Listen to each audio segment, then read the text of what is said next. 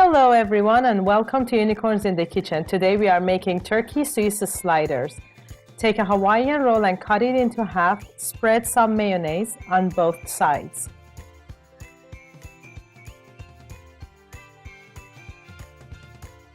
Spread some grainy mustard on both sides of the Hawaiian rolls.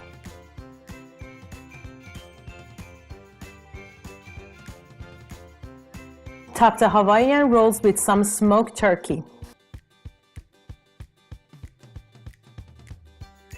And top it with some Swiss cheese.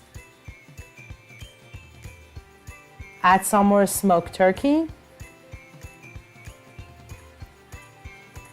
And put the other half of the Hawaiian roll on top. Brush the rolls with some butter and some grainy mustard. Add some more butter for more flavor. And bake in the oven at 350 for about 15 minutes until the cheese is fully melted. Enjoy!